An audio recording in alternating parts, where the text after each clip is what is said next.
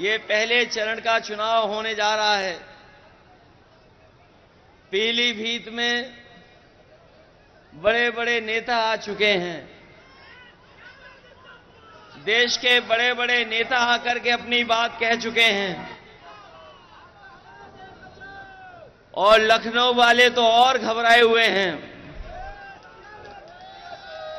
पीलीभीत का नाम सुनते ही उनका चेहरा पीला हो जा रहा है।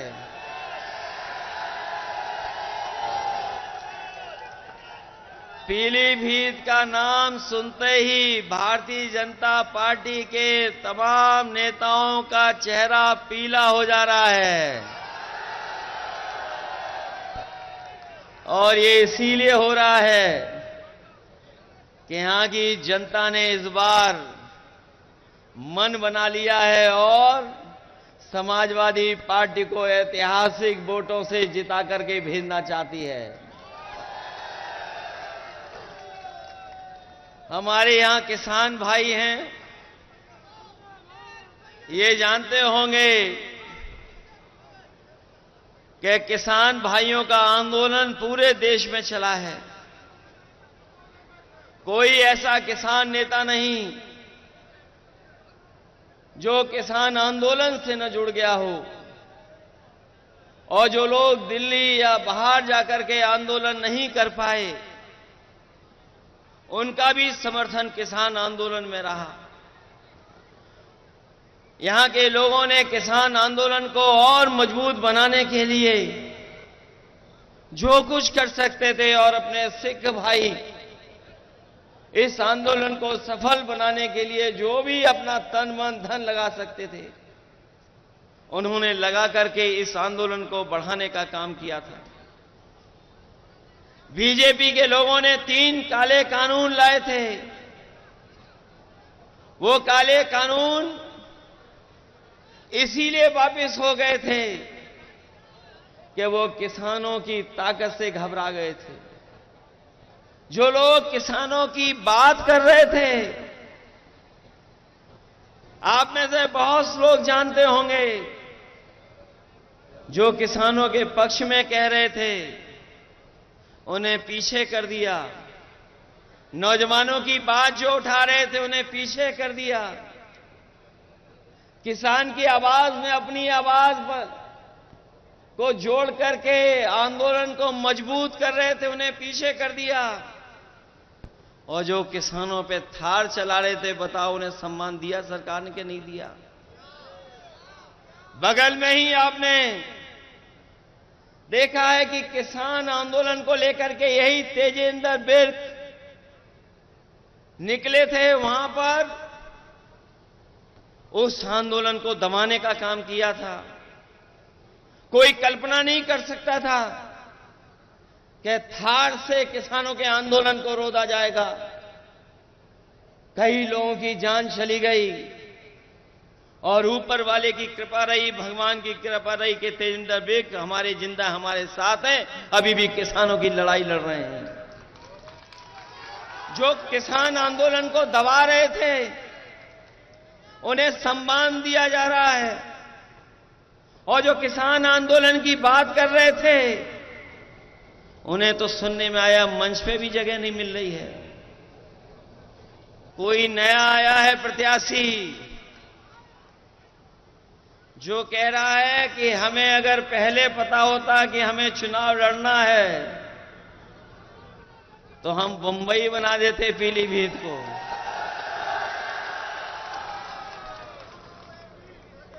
ये कौन सी बात है भाई कि प्रत्याशी कह रहे थे, बीजेपी के प्रत्याशी कह रहे हैं कि उन्हें पहले ही पता होता तो वो बंबई बना देते। हम उनसे कहते हैं इसको बंबई मत बनाओ। बंबई का जो काम होता है थोड़ा वो ही करके दिखा दो यहां पर। वैसे तो हमारी बंबई शहर अर्थव्यवस्था की राजधानी है। अर्थव्यवस्था के लिए जाना जाता है, राजधानी अर्थव्यवस्था की। लेकिन वहां नाच गाना भी होता है, लोग उसके लिए भी बंबई जाते हैं। ये बीजेपी के प्रत्याशी कौन सा पीलीभीत बनाना चाहते हैं, इनके बारे में पता नहीं है आपको। ये कई दल घुमाए हैं, इनका मामला सेटिंग हो जाता तो दूसरे दल में भी चले जाते। बनने को तो कुछ और थे, बनाया तो कुछ और जाना था इन्हें, लेकिन इन्हें सड़क मंत्री बना दिया गया है। और सड़क मंत्री ही बनते बताओ कितने रुपए का घोटाला किया था, किसी को याद है? उत्तर प्रदेश के सब रिकॉर्ड तोड़ दिए थे। ट्रांसफर पोस्टिंग को लेकर के उत्तर प्रदेश के सब रिकॉर्ड टूट गए। तब इनके अधिकारी यूएससी को हटाना पड़ा था। क्या पीलीभीत की सब सड़कें गड्ढा मुक्त हो गई हैं क्या? ये मंत्री जी बताएं, 40,000 करोड़ से ज्यादा, 40,000 करोड़ से ज्यादा पैसा गड्ढा मुक्ति में ये बीजेपी खर्च कर चुकी है। कहीं गड्ढे भर गए क्या? और जो काम समाजवादियों ने कभी किया था पुल सड़क को लेकर के, उनको भी ये सरकार पूरा नहीं कर पाई है। और अपनी जो योजनाएं चलाई गई हैं उनको भी पूरा नहीं कर पाई है सरकार। और चुनाव बाद पता नहीं कहां चले जाएंगे ये। जो मंत्री होता है उसका सांसद बनकर के दिल नहीं लगता है, इसलिए जानबूझ करके थोपा जा रहा है इन्हें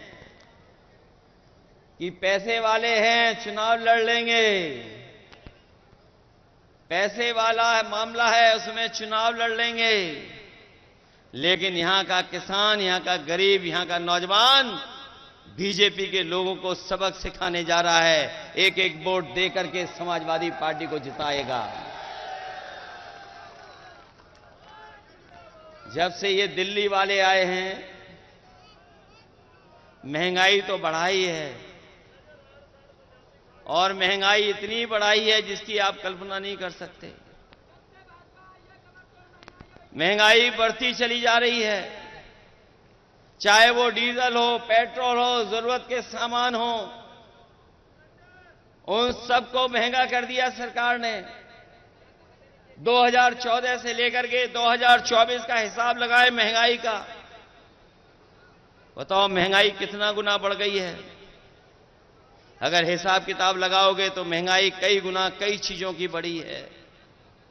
ये सरकार महंगाई नहीं रोक रही, और जब महंगाई रोकनी थी तो इन्होंने चंदा वसूलने का काम किया। आप में से पढ़ा होगा लोगों ने कि ये दावा करने के भ्रष्टाचारी बचेंगे नहीं, लेकिन भ्रष्टाचार बढ़ाने का काम कोई कर रहा है तो वो भारतीय जनता पार्टी के लोग कर रहे हैं। और ये नया तरीका निकाला है दिल्ली वालों ने। ये इलेक्टोरल बॉन्ड जो बनाए गए हैं, इलेक्टोरल बॉन्ड के माध्यम से बताओ वसूली हो रही है कि नहीं हो रही है? और ऐसी वसूली तो दुनिया में नहीं होगी। जिस कंपनी का कोई कारोबार नहीं, जिस कंपनी का मुनाफा कुछ भी नहीं, वो उस कंपनी से सरकार ने वसूला है पैसा। हम और आप लोग जानते हैं चंदे में क्या दिया जाता है, थोड़ा बहुत दिया जाता है। क्या चंदे में 1,000 करोड़ रुपए दिए जाते हैं? क्या चंदे में 500 करोड़ रुपए दिए जाते हैं? क्या चंदे में 300 करोड़ रुपए दिए जाते हैं?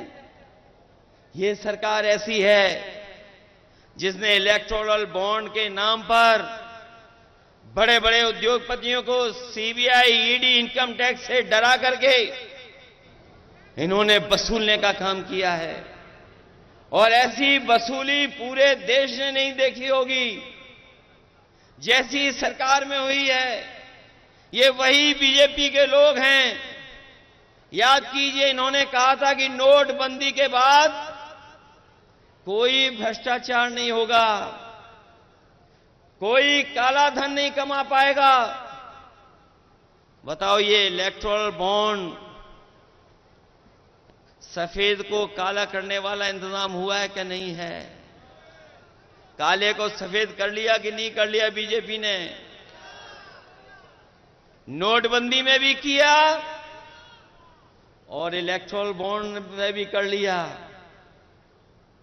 इस सरकार ने जितना पैसा वसूला है उसकी वजह से ही महंगाई है।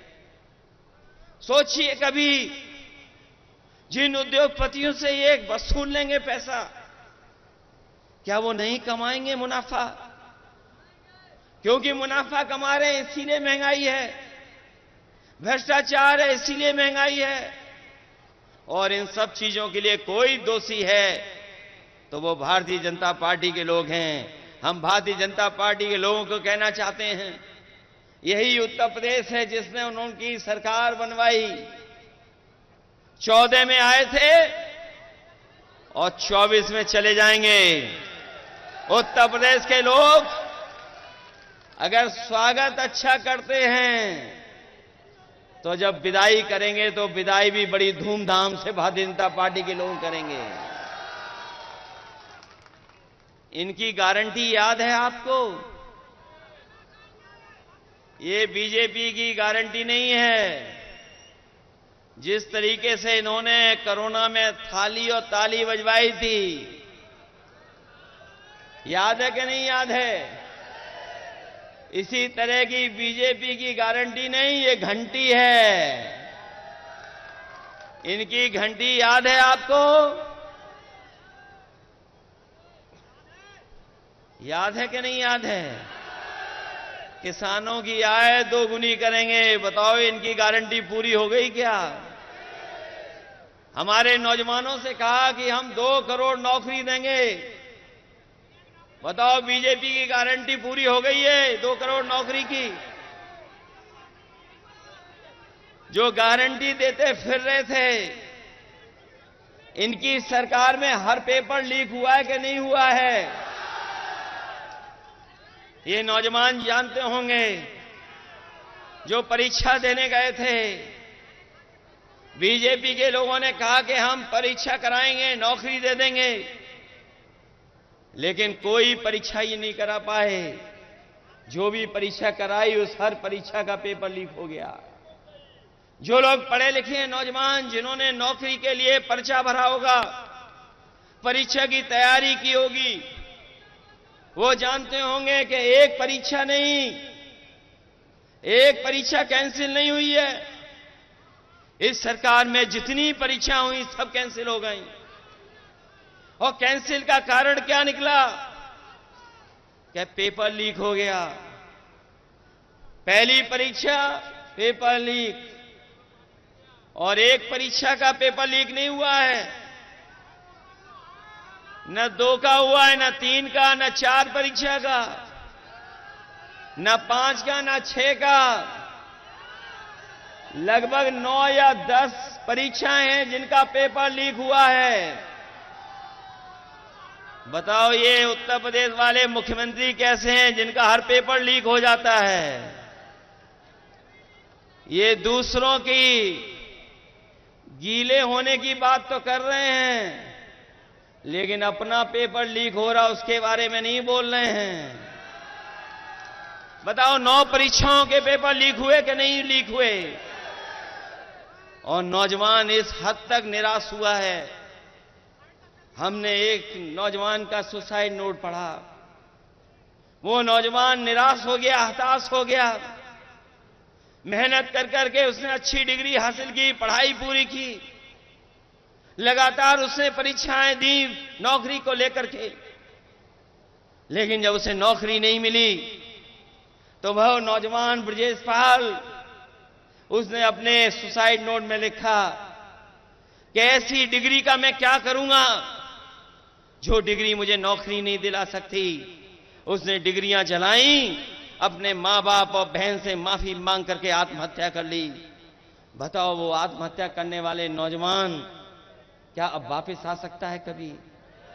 वो इसलिए हताश और निराश हुआ कि सरकार नौकरी नहीं दे पाई। केवल एक नौजवान की कहानी नहीं है। एक बेटी जिसको ये पता लगा कि परीक्षा कैंसिल हो गई, जैसे ही उसे जानकारी मिली कि पेपर की परीक्षा जो दे करके आई थी वो परीक्षा कैंसिल हो गई, उसने अपने घर परिवार के लोगों को कुछ नहीं बताया और जान दे दी। तो ऐसा उत्तर प्रदेश बन गया है जहां पर छात्र नौजवान निराश होकर के आत्महत्या कर रहा है और ये सरकार वाले कह रहे हैं कि हमारा देश विश्व गुरु बनने जा रहा है। अगर विश्व गुरु बनेगा हमारा देश तो क्या 80 और 90% हमारे नौजवान बेरोजगार होंगे क्या? 80 से 90% नौजवान आज बेरोजगार हो गया है और जो नौकरियां भी मिल रही हैं वो पूरी नौकरियां नहीं हैं।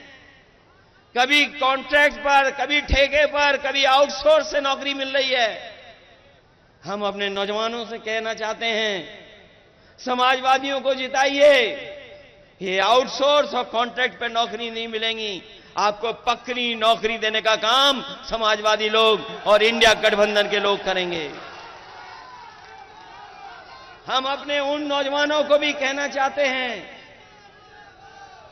जो लोग फौज की भर्ती में जाते हैं। हम अपने परिवार के लोगों से और खासकर नौजवानों से कहना चाहते हैं, ये अग्निवीर व्यवस्था कभी हम स्वीकार नहीं कर सकते, क्योंकि नौजवान हमारा वर्दी पहन करके सीमा की रक्षा करना चाहता है और वर्दी पहन करके उसको सम्मान महसूस होता है, वो देश की रक्षा करना चाहता है। ये 4 साल की नौकरी से न हमारे नौजवान का सम्मान बन रहा है और न ही सीमा को कोई मजबूत फौज मिल रही है। अग्निवीर जैसी व्यवस्था समाप्त होगी, इसको कभी समाजवादी लोग स्वीकार नहीं कर सकते हैं। इंडिया गठबंधन की सरकार बनेगी और अग्निवीर हमेशा हमेशा के लिए समाप्त हो जाएगी। मैं जानता हूं कि ये हमारे उत्तर प्रदेश की पुलिस जो खाकी वर्दी पहनती है, ये भी कभी कभी हम लोगों को डराती है। ये हमारे कार्यकर्ताओं को डराने लगती है। ये इसलिए डरा रहे हैं क्योंकि अभी इनकी पक्की नौकरी है। ये बीजेपी वाले आ गए तो अभी तो 4 साल की फौज की नौकरी की है, इन खाकी वालों की 3 साल नौकरी होगी। 3 साल से ज्यादा नौकरी नहीं कर पाओगे। बताओ ये किसके साथ खड़े होंगे जब इन्हें पता लगेगा कि इनकी तो नौकरी केवल 3 साल की है। फौज की नौकरी कितने साल की? और अगर इनकी नौकरी इन्होंने बीजेपी वालों ने कर दी 3 साल की, तो ये क्या करेंगे जाके घर पर? इधर हमें पता है खेतों को बचाने के लिए बहुत जानवर घूम रहे हैं, सड़कों पर जानवर, गांव में खेती में जानवर और पीलीभीत में तो जंगली जानवरों से किसान परेशान है। हमारे देश के और प्रदेश के बड़े बीजेपी के नेताओं को सब पता रहता है, लेकिन उन्हें यह नहीं पता है कि पीलीभीत में लगभग 300 किसानों की जान जा चुकी है, गरीबों की जान चुकी है। बताओ जान गई है कि नहीं गई है जानवरों से? जंगल से जानवर आ रहे हैं, कभी खेत का नुकसान कर रहे हैं, कभी हमारे आम लोगों का नुकसान कर रहे हैं, जान ले रहे हैं। और एक बात तो ऐसा वीडियो वायरल हुआ था, हमने देखा था कि दीवार पर टाइगर घूम रहा था और पीलीभीत के लोग उसे रोक रहे थे। ये बीजेपी वालों को नहीं पता है क्या बीजेपी की गारंटी में था? ये नहीं था। मुझे याद है 2022 के चुनाव में देश के प्रधानमंत्री कह के गए थे कि बीजेपी की सरकार बना दो, हमने ऐसा इंतजाम किया है, ऐसा अच्छा ठोस योजना बनाई है कि 15 दिन के अंदर जानवर की समस्या का समाधान कर देंगे। बताओ सरकार बने कितने दिन हो गए हैं? अब तो 7 साल हो गए उत्तर प्रदेश की सरकार के, दिल्ली वालों के 10 साल हो गए। बताओ 17 साल का हिसाब किताब लोगे कि नहीं लोगे आप लोग? ये नौजवान हमारा फार्मूला याद रखें। ये बीजेपी वाले इसलिए घबराए हुए हैं क्योंकि इन्होंने जो परीक्षा लिखाई और परीक्षा के जो पेपर लीक हुए हैं उससे 70 लाख नौजवान घर वापस चला गया निराश होकर के। और अगर 70 लाख गया है निराश होकर के और केवल हम उसके मां बाप को जोड़ दें तो बताओ इनके परिवार से 3 सदस्य नाराज हो गए कि नहीं हो गए? अगर 70 लाख लोग निराश होकर गए, नौजवान जिन्हें नौकरी का भरोसा दिलाया था, और इन्हीं 70 लाख को अब अगर हम 3 सदस्यों से गुणा कर दें तो 1 करोड़ 80 लाख हुए लोग के नहीं हुए? और 1 करोड़ 80 लाख का अगर हम भाग दे दें 80 लोकसभाओं से तो बताओ 2,25,000 वोट इनका हर लोकसभा में कम हुआ है कि नहीं कम हुआ है? बताओ। पीलीभीत में तो ज्यादा वोट कम हो गया है। औरों लोकसभाओं में तो 3-3 लाख वोट कम हुआ है बीजेपी का, लेकिन पीलीभीत में तो ज्यादा वोट कम हो गया बीजेपी का। अभी तक तो हमें यही पता लग रहा है लखनऊ में कि इस बार पीलीभीत में साइकिल चल रही है, इंडिया गठबंधन जीत रहा है। ये पीलीभीत हमारी बांसुरी के लिए भी जाना जाता है। ये बात तो प्रधानमंत्री जी भी जान गए कि बांसुरी के लिए जाना जाता है, लेकिन पीलीभीत की जनता तो तब चैन की बंसी बजाएगी जब भारतीय जनता पार्टी यहां से जाएगी। चैन की बंसी तभी बजेगी कि नहीं बजेगी? ये याद रखोगे कि किस तरह नुकसान किया इन्होंने। हमारे हर वर्ग के लोगों को दुखी किया ने के नहीं दुखी किया।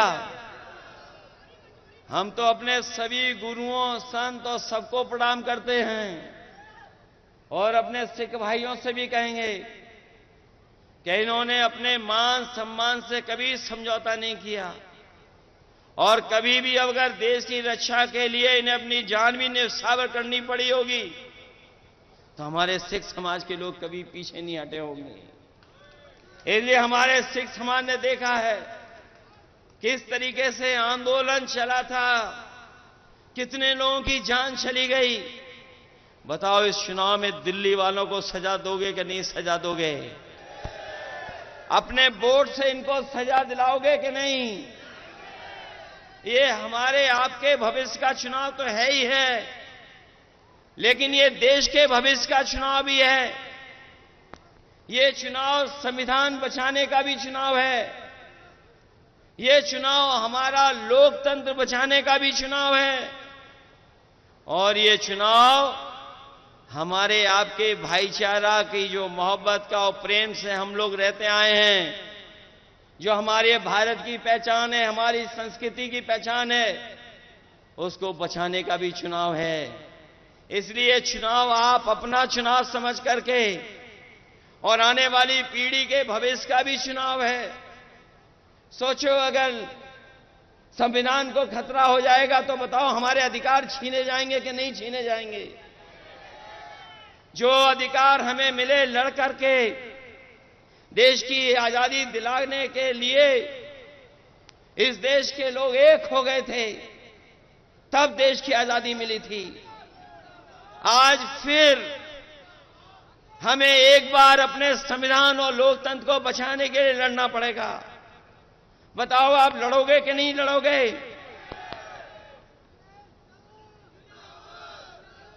ये लड़ाई कोई छोटी लड़ाई नहीं है। बताओ हमारे किसान भाइयों, एमएसपी के लिए लगभग 1000 किसानों की जान गई कि नहीं गई? बताओ आप। दिल्ली में जब 3 काले कानून हटने थे, एमएसपी को कानूनी अधिकार मिल जाए, 1000 किसानों ने की लगभग जान गई कि नहीं गई? तो बताओ, हम समाजवादी लोगों ने और इंडिया गठबंधन ने कहा है कि सरकार बनेगी तो एमएसपी के लिए कानून बना करके अपने किसानों को एमएसपी फसलों की दिलाने का काम करेंगे। न केवल एमएसपी का कानूनी अधिकार देंगे, बल्कि हम अपने किसान भाइयों को कह के जा रहे हैं, गरीब भाइयों को, ये जो दिल्ली वाले लोग हैं, इन्होंने बड़े बड़े उद्योगपतियों के, बड़े बड़े कारोबारियों के 15 लाख करोड़ बैंकों का पैसा माफ किया है। अभी तक 10 साल में इन्होंने लगभग 15 लाख करोड़ उद्योगपतियों का कर्ज माफ किया है। और ऐसा भी देखने को मिला है कि जिन व्यापारियों ने कर्ज लिया, जो कर्ज नहीं दे पाए, उनको माफ कर दिया इन्होंने और दोबारा बैंक से उन्हें कर्ज दिलवा दिया। ये आपने आंकड़े निकलवा लेना। और बहुत सारे लोग, बहुत सारे उद्योगपति वो भी हैं जो कर्ज में डूबे थे, कर्ज उनका माफ करके बीजेपी ने बचाया और बाद में उन्हीं उद्योगपतियों से इलेक्ट्रल बॉन्ड ले लिए। बताओ, इलेक्ट्रल बॉन्ड लेने वालों का कर्ज माफ हुआ कि नहीं हुआ? आपको तो पता होगा, देश में सबसे ज्यादा वसूलने का काम अगर किसी पॉलिटिकल पार्टी ने किया तो बीजेपी ने किया कि नहीं किया? इसलिए अपने किसान भाइयों को हम कह के जा रहे हैं, इंडिया गठबंधन बनेगी सरकार, किसानों का पूरा कर्ज माफ होगा। जब उद्योगपतियों का 15 लाख करोड़ माफ हो सकता है, तो हमारे किसानों का कर्ज माफ क्यों नहीं होगा? तो बताओ, अपना वोट देकर के कर्ज माफ कराने का काम करोगे? संविधान बचाने के लिए भी वोट कर देना, क्योंकि आपके वोट से ही संविधान बचेगा। आपके वोट से ही देश का लोकतंत्र बचेगा। आपके वोट से ही किसान खुशहाल होगा। आपके ही वोट से नौजवान को नौकरी मिलेगी। आपके ही वोट से आरक्षण बचेगा। और हम फिर कहते हैं, एनडीए को कोई हराएगा तो हमारा ये पीडीए परिवार हराएगा। ये जो पीडीए परिवार बैठा है, यही एनडीए को हराने का काम करेगा।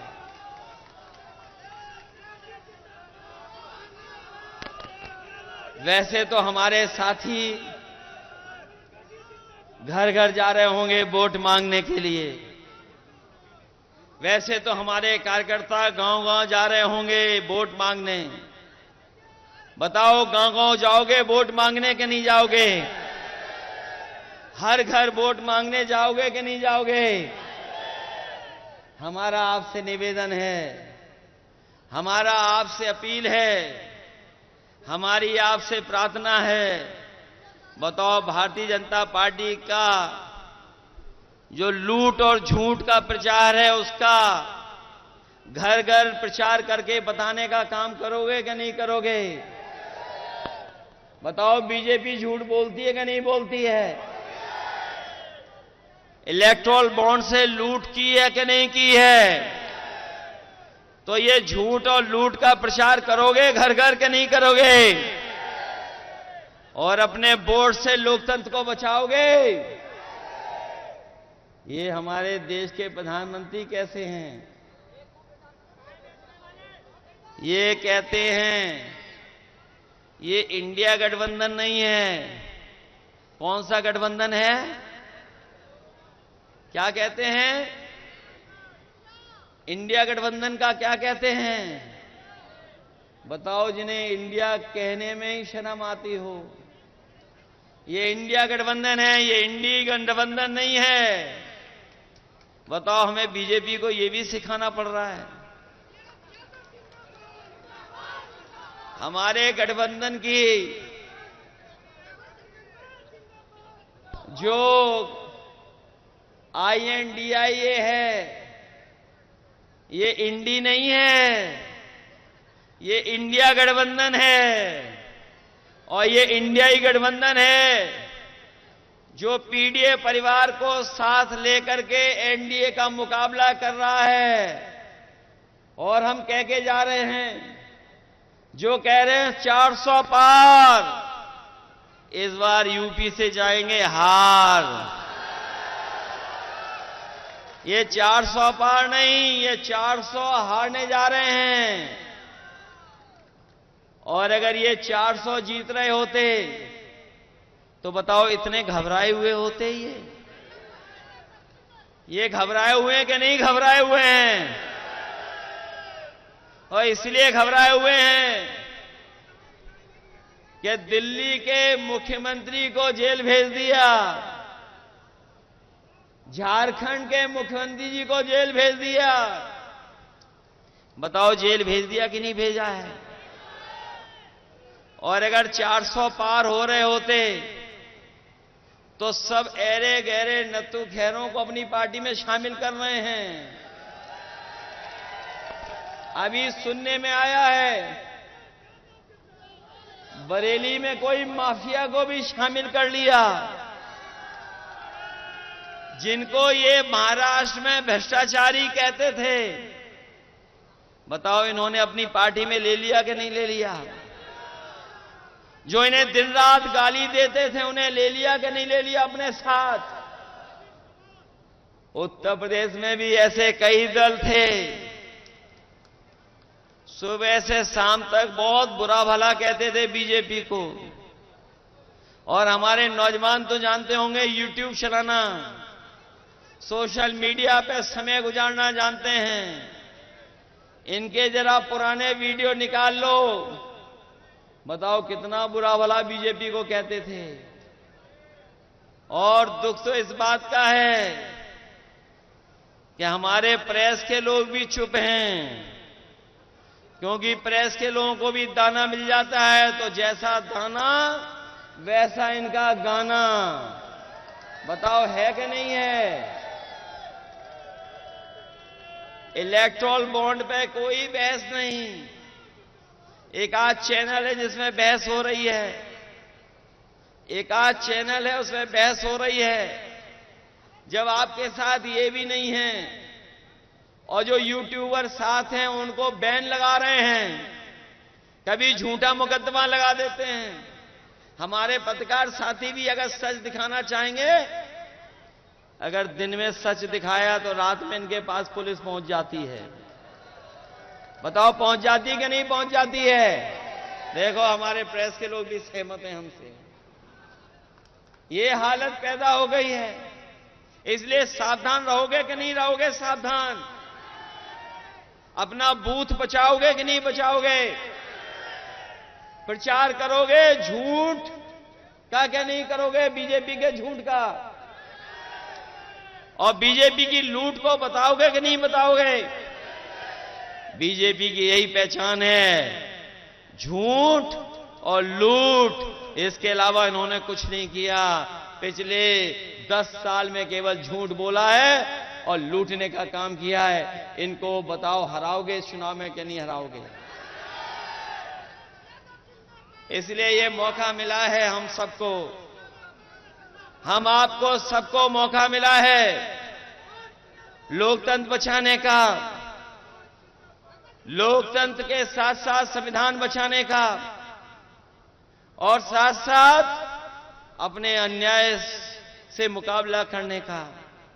ये बीजेपी के लोग पूरे उत्तर प्रदेश और देश को पीछे ले जा रहे हैं। लोग कहते हैं कि हम दुनिया में कहां पहुंच गए हैं, लेकिन अगर दुनिया की गरीबी के पैरामीटर्स अगर हम देखें तो गरीबी में हम कई देश जो हमारे पड़ोसी हैं उनसे भी नीचे जा रहे हैं। हम महंगाई में भी उन देशों के मुकाबले पीछे चले गए, बेरोजगारी में भी पीछे चले गए, और दुनिया में सबसे ज्यादा कर्ज अगर किसी देश के ऊपर है तो वो भारत पर है। बताओ अगर कर्ज वाला देश होगा तो क्या दुनिया में हमारा पहचान बनेगी क्या? इसलिए आपको सोचना होगा, इस देश को बचाने के लिए आपको करना पड़ेगा। इसीलिए मैं आप सबसे अपील और निवेदन करने आया हूं कि समाजवादी पार्टी के एक मजबूत प्रत्याशी हैं भगवत सिंह गंगवार, इनकी मदद करने का काम करना है। बताओ इनके पक्ष में समीकरण है कि नहीं है? ये अग्निवीर और पेपर लीक वाले नौजवान हमारी बूथ में मदद करने का काम करना, बताओ करोगे कि नहीं करोगे? इस पीलीभीत में न इलाज मिल रहा है, न दवाइयां हैं, और जो व्यवस्था समाजवादियों ने बनाई थी एम्बुलेंस की, वो एम्बुलेंस की व्यवस्था भी खत्म कर दी, और पुलिस को 100 नंबर वाली गाड़ी दी थी।